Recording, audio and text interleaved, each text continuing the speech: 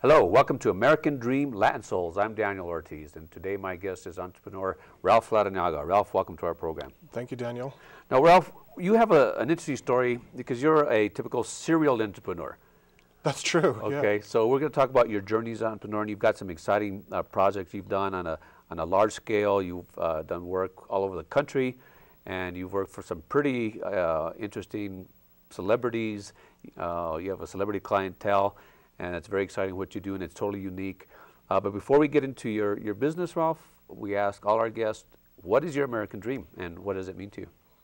Well, my American dream is to be able to provide my family with a lifestyle and to be able to give back to the community. That's the most important, is always give back where we're from and the people that need the help. Okay, so you have a lot of entrepreneurs, it's really not about the money at the end of the day. They love the ideas, they love the work, but it's also about service. And that's one thing I think the population at large doesn't get about entrepreneurs, is that we're not always just about money, are we? We're about creating and making a difference in the world. That's the bottom line for me. I've always given back whenever I can and however I can, whether it's just volunteer work or writing a check. It's very important. I try not to do the big foundations. I try to focus on the more local people, homegrown organizations that really need the help and the support. And so that's much more important to me than the large ones, because we get a lot of help for the large ones, but they do need it. But it's also very important for me to give back locally here in Santa Fe. Okay, very good. So your business, you have several businesses, and they all evolve, or the common theme is design and home construction and creating beauty and something unique. Yes. That's what I'm getting, because we've talked about, you've got so many aspects to this, your entrepreneurial, and it's hard to define, but basically, what is it that you do actually? Well, I started out as an entrepreneur, and I still am, but I am moving more to a more purposeful type of entrepreneurship. Okay. I started out doing interior design and working with a design firm, and slowly worked my way up, and then I became an owner of my own design firm. I created a line of custom furniture, so I added that to my repertoire. And you were how old at that time? I was probably 28. Okay, so you were young. So I think we got some samples of your work up here. How does one just start designing furniture? The need came for me because I was designing for homes for my clients. This is one of your tables, I believe. Yes, that's a house that I did. That one's here in Santa Fe. And the buffet in the back is one of my designs. And then the dining table itself is one of my designs. And the rug is one of my designs. We had a line at one time of custom furniture and accessories. And we've shown at Architectural Digest show in New York. And we've shown many times in San Francisco for I can't remember the name of that show, Western Homes or something like that. So your work has been featured in Architectural Digest? Yes. That's like the granddaddy of design, isn't it? Yes. Okay, great. And so I think we've got some other examples of some of your work. Tell us about this piece. Okay, so this is the living room of the same home. And if you look out, beautiful Santa Fe sunset, as always. And that coffee table is one of my designs. That one was designed for a New York client, and I fell in love with it, and so I had to have one for myself. So I made one for myself also, which was kind of rare. The sofa that you see in the foreground is also one of my designs, and the rug, again, is one of my designs, and I can't say, I think there's a lamp or two in there that are probably my designs. So you basically designed a whole room. Do you have like a vision in mind when this starts? What happens with me is I go in, whether it's to see a property for the first time or to shop for a piece of land to build a house for a client. I can see the end result in my mind even when I'm walking just on dirt. Is that right? So it's really, for me, it's really all about the interpretation and execution. And so since I can see it in my mind before it's even done, I have to slow myself down and say, okay, Ralph, we have to go from A to Z in alphabetical order. We can't jump. You know what, that's a talent you just can't teach. You can't learn that in business school. No.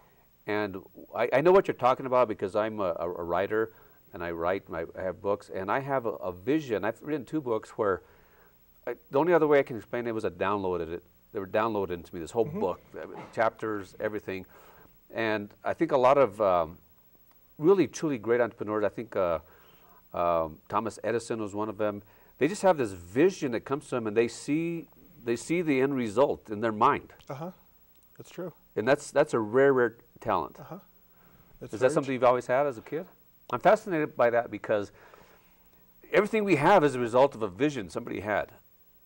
Yeah, and sometimes that vision, whether it's the airplane or the cell phone, somebody had a vision that came up from the ethers, I guess. Well, I think it's a gift from, you know, above. And what it is I've always had that. I always thought that I was not artistic, that I was, because my brother and my sister are very artistic, both my brothers are. They draw and they paint and they do all these wonderful things. And my artistic nature is more about execution and seeing a beautiful space and interpreting it and having the people come in and enjoy their home in a way that, I mean, one of the, many times what people tell me is that there's still a piece of me in their home, and they really appreciate that. I walked into one of my clients' house, and he's a great great person, also an entrepreneur and huge philanthropist. And I did a home for him. I've done several homes for him. And I walked into one of them a few weeks ago, and I hadn't been in the home in 10 years, and nothing had changed. And I asked his assistant, I said, wow, that nothing has changed in here. And she said, no, he loves everything you've ever done, and he'll never hire anyone else again. Is that right? So that was a huge testament to what we do.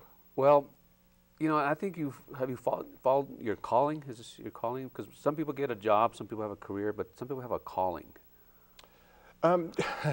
Yeah, I don't think I've ever had a job.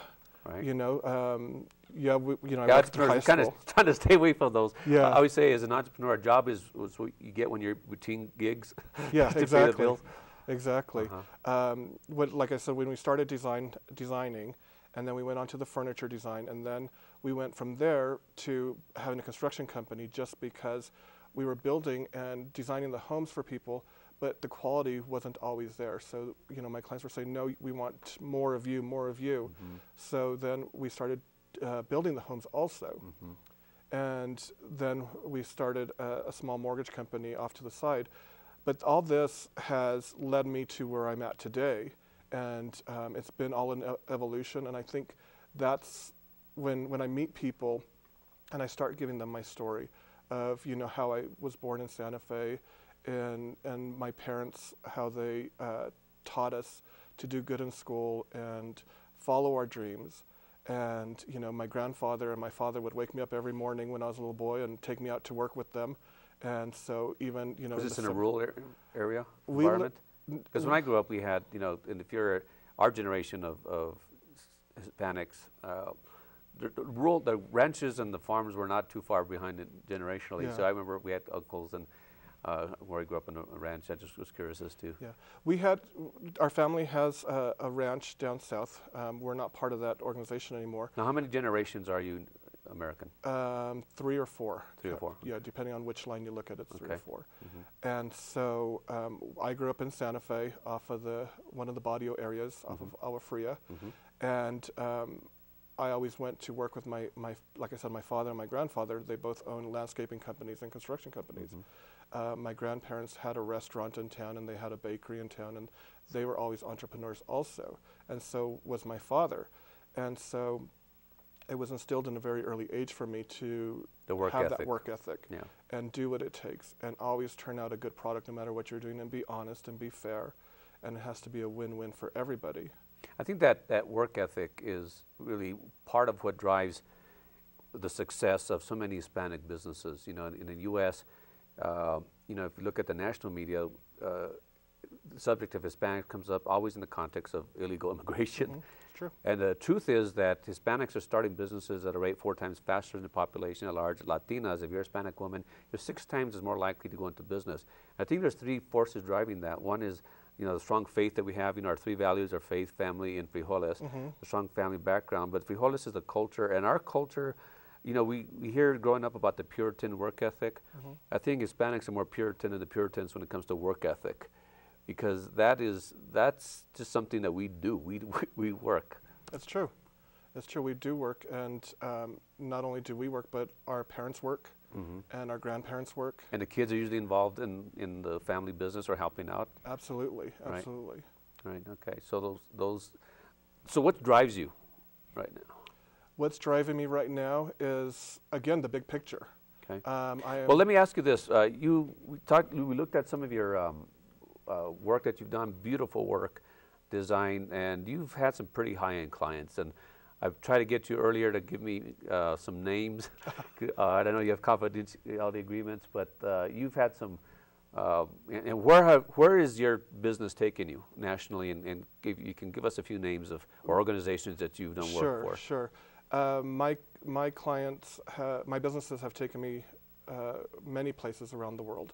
I've been very fortunate and blessed that way, especially growing up here in Santa Fe. I never thought that my life would take the path that it has. I've been fortunate enough to work in Miami and West Vancouver, British Columbia. Lots and lots of work in New York. Tons of work in Los Angeles, Beverly Hills, Montecito. All those beautiful areas that, are playgrounds of the rich and famous. All right. Any rich and famous names that you can drop? We keep talking about that. One name that I can tell you that I've enjoyed doing work with over the years and in the past has been Carol Burnett, the famous Broadway actress. Right, comedian, television show and comedian, yes. Yeah. And she was always a delight to work with her. It was always a pleasure, and that group of people in general. I've had the luxury of working with heiresses, which is always fun, and challenging. I would. When you say fun like that, I hear challenging, but yeah. Well, we have to look at the positive part, right? Right. The positive aspect. Right.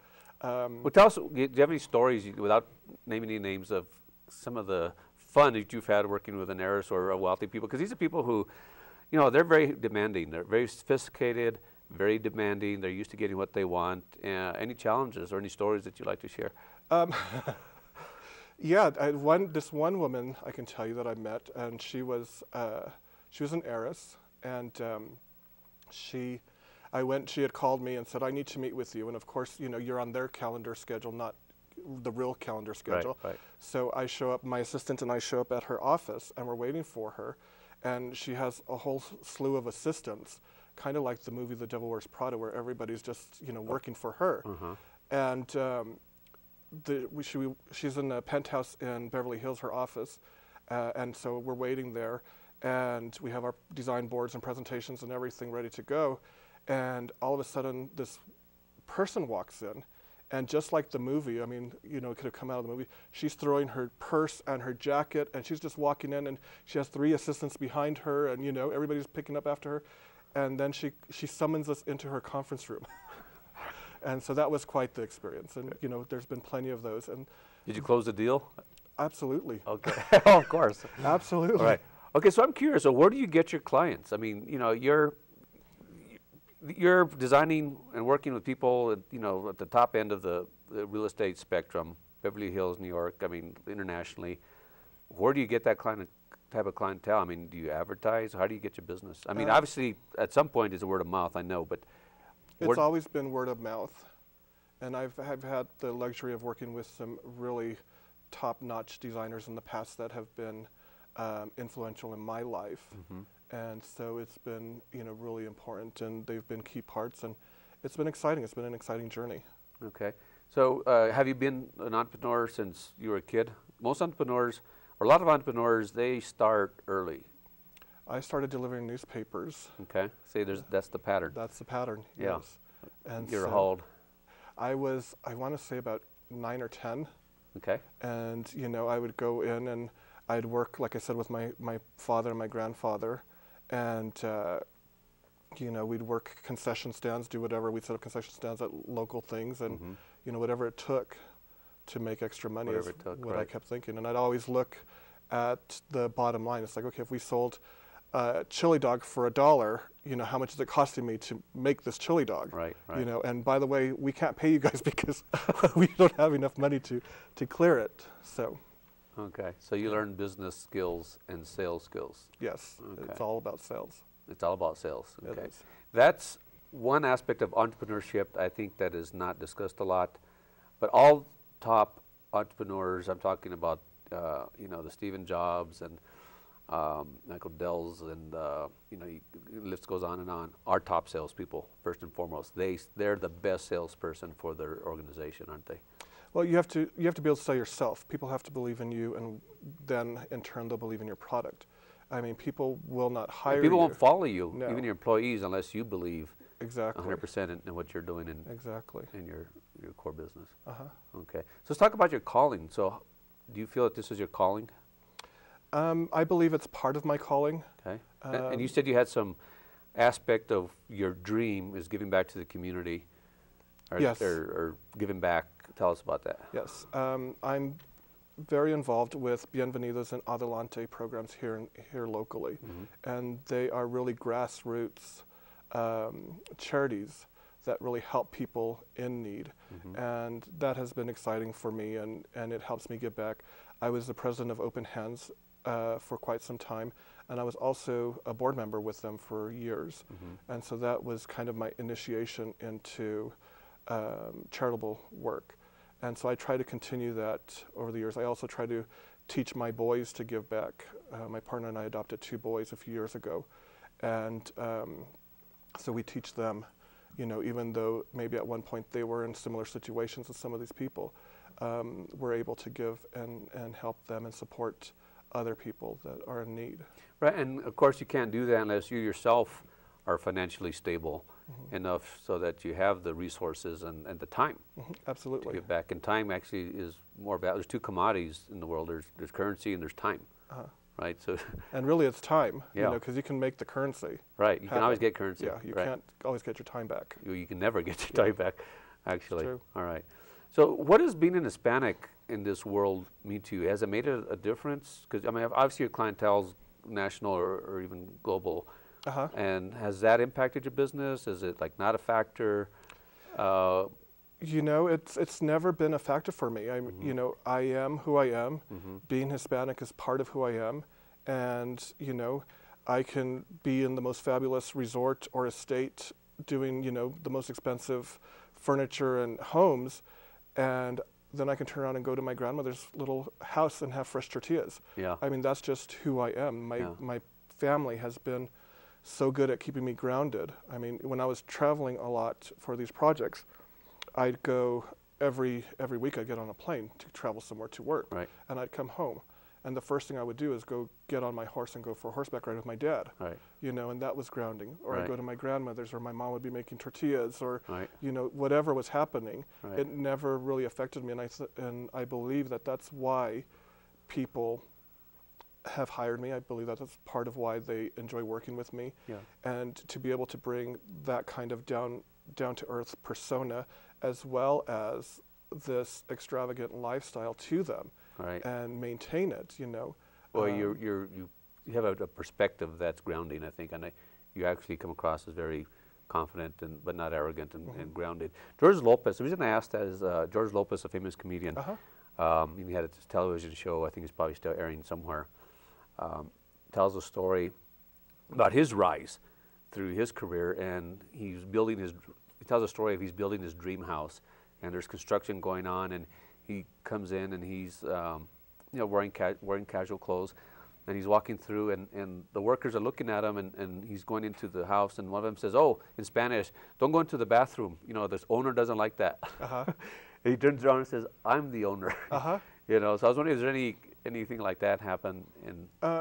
You know, not so to speak. The interesting thing about me is when I'm designing or working on a project, you know, we do have a lot of Hispanic workers, Mexican-speaking, Spanish-speaking workers, and they don't realize that I speak Spanish, because I'll be walking around with the owners, who could be, you know, just about anyone, and then, you know, they'll talk about la señora esto, you know, things like that, and then I'll reply to them in Spanish. "Oh, no está bien la señora, no tiene preguntas, no tiene nada," and they just look at me, Yeah. you know, not realizing that, oh, and then so that, you know, that kind of brings everybody in, Okay. and say, you know, yeah, we're all in the same goal here. It doesn't matter which position you're at working on this part of the same project. team. We're all part of the team. Very good, very good, very good. So what drives you then? Again, we didn't really finish that. Again, it's my kids. It's the big picture. It's giving back to the community. You know, I don't know. I just started a real estate team, which is the next evolution of my entrepreneurship, and that's going from more entrepreneurial to purposeful. I chose to do this, and I'm real specific about how I tackle things these days. You know, I don't want to just jump into things without really thinking about them, which I have in the past. Right. And, you know, with that comes lots of ups and downs, and, you know. I want to talk about that. You know, the entrepreneur path is not the easy path. I mean, No. there's challenges, there's no guarantees. Oftentimes we fly by the seat of the pants because we have an idea or a vision, but the vision is very tangible. Yes. But sometimes it's not always we can't always manifest it, and it's definitely not as quickly as we'd like to. No. So what are the challenges that you've had to face as an entrepreneur in your business? Well, with the first business that I started, I had about $1,000 in my bank account, and I hired somebody to work with me as an assistant, and I rented an office, and there went my whole $1,000. So, you know, I had enough money to pay her for a week, and I paid my rent, and I had one client. And We're always the last to get paid. That's I want the audience to know this. That entrepreneurs, Yeah. they think, you know, we get all the money. No. Ultimately, we're the last to get paid if there's any money If left there's over yeah, at the end of the day. That's the key, if there's any money. Yeah. And so, you know, I've been at really big highs and extreme lows. And I think the biggest thing for any entrepreneur is that they dust themselves off and stand back up and get going again.